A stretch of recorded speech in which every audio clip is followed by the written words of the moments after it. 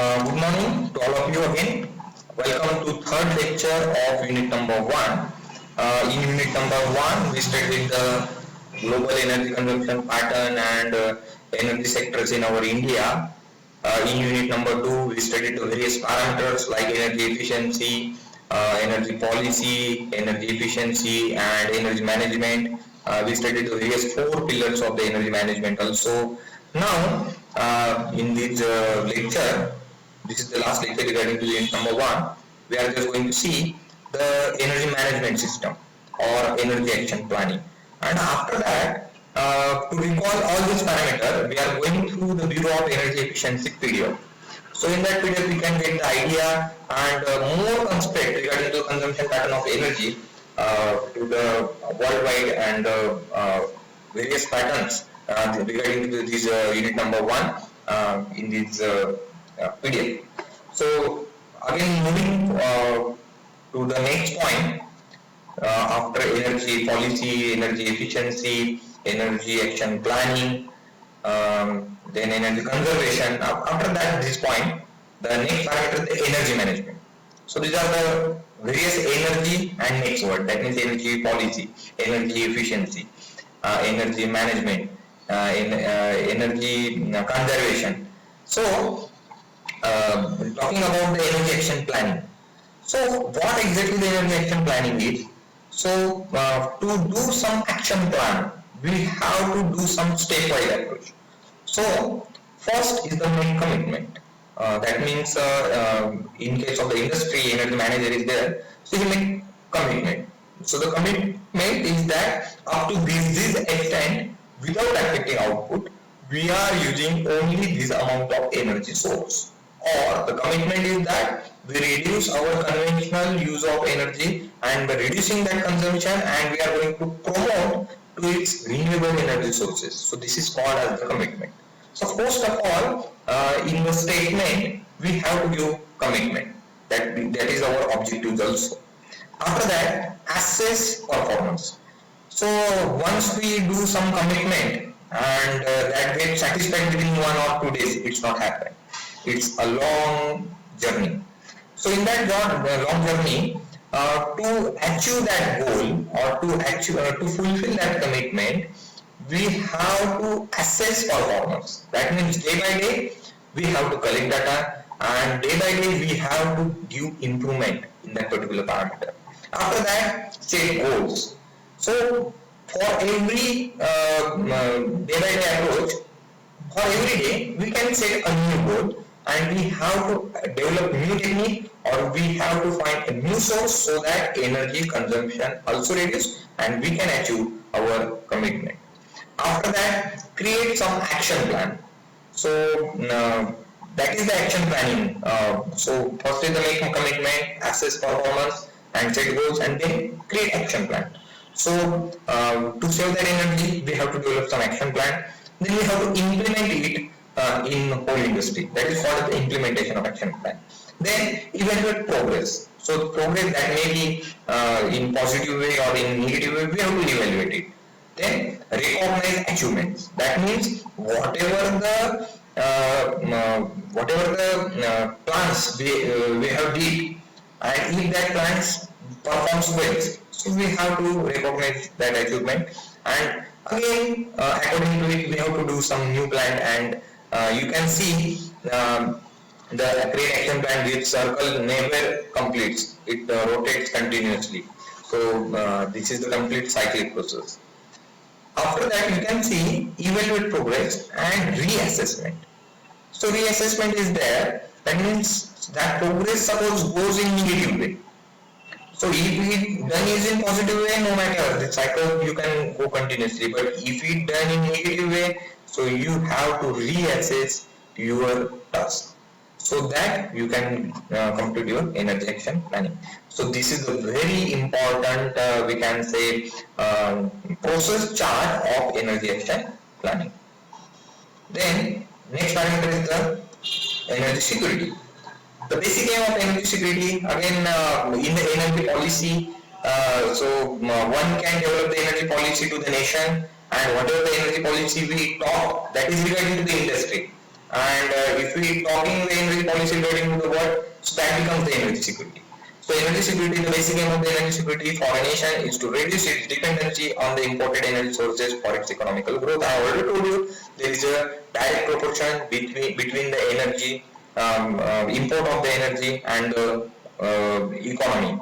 That means if we import more and more energy, our growth continuously gets reduced.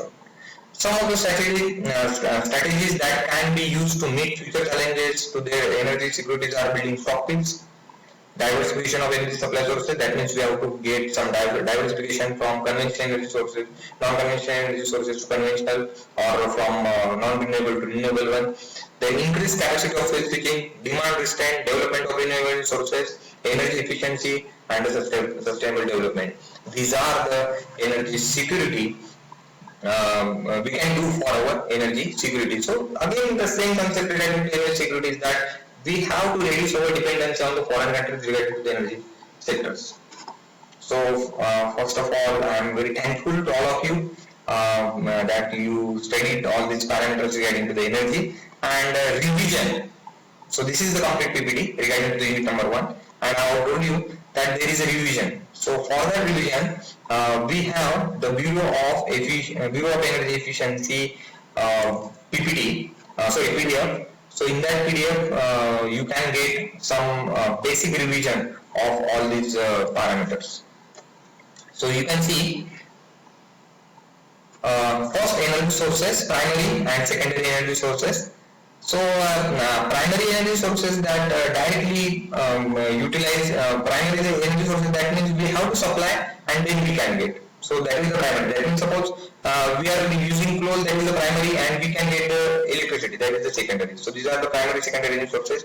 Commercial and non-commercial energy sources we already studied in our part number 1. Renewable energy sources that can be used again and again, non-renewable sources, that is the conventional one, and renewable are the non-conventional one. So global primary energy sources, if you're talking about the global energy sources used, that is nothing but the coal.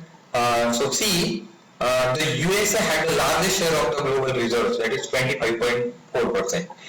In many competitive examinations, they will ask the question that what is the rank of our India regarding to the coal. So see, our rank is, first one is the USA, second one is the Russia, third one is the China, and fourth one is the India. So our rank regarding to the coal reservoir is number 4. Top one is the USA, second one is the Russia, third one is the China, and fourth one is our India.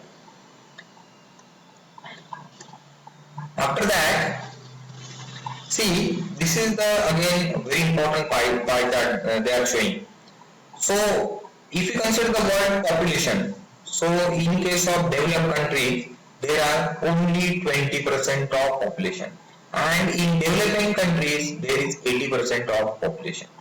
In developed countries, the energy consumption, so they, for 20% of total worldwide population, they have a 60% of energy with them, and 80% of people or 80% of world population, they have only 40% of energy reservoirs with them. So see, for 20% they have 60% of energy, that means 20% of population they have 60% of energy, and 80% of population they have only 40% of energy worldwide. So while elaborating the answers of these questions in the university examinations, you can give this bar diagram also, so that it gives the relationship between the developing countries and developed countries regarding to the energy consumption patterns also. So they become the developed because of they have a high amount of energy sources or energy reservoirs with them.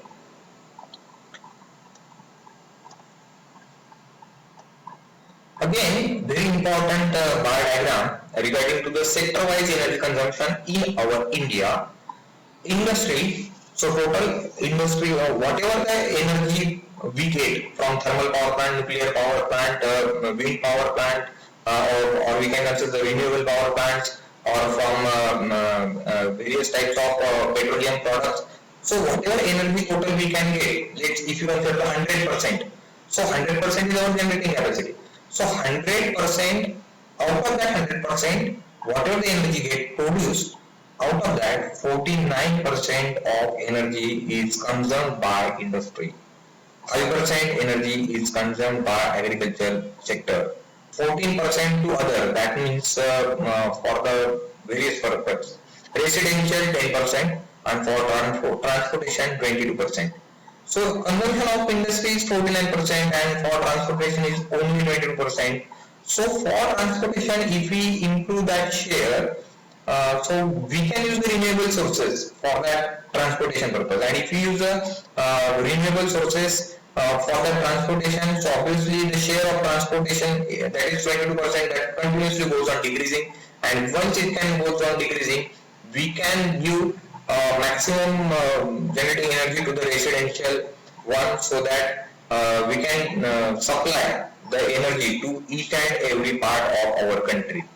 So it is possible, it is possible when we are going to reduce this transportation, because in industry continuously day by day the demand continuously goes on increasing. But when we focus on the transportation, if we reduce our consumption and if we use some renewable energy sources, so that we can supply it to the residential. Then if we consider regarding to the energy sectors, one important parameters is there, energy and environment. So there is a, this is a very important question. Many times in the university examination, these questions was asked. Explain the relationship between the energy and environment. So see what this diagram shows. So for the industrial process, we require energy, that may be electrical energy or another forms of energy that we can get from directly from the power plants, or we are using some diesel generated set and all these. We require water, we require some chemicals, and we require some raw material. So by combining all these, we can do some process. So for that process, that means for raw material, suppose if you want to do making, we require energy.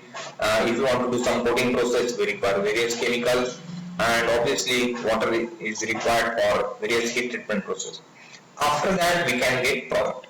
That means this is the input, and by processing here, we can get output, that is the products. So this becomes the energy. That means energy we are going to supply here, and at the end we can get the product.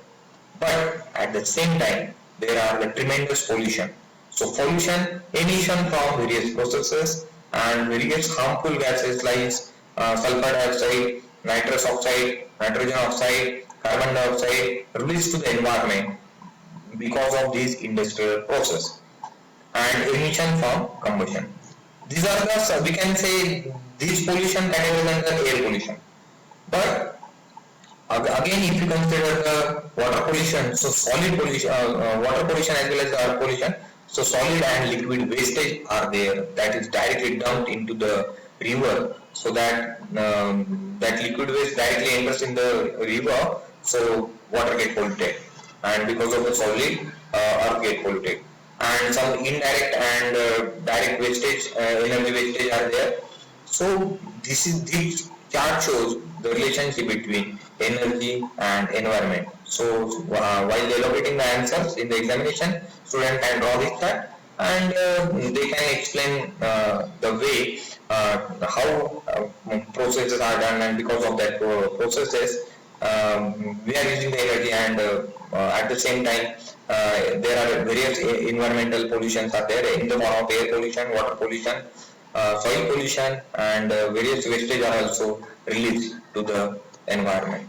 So this is the relationship between the energy and environment.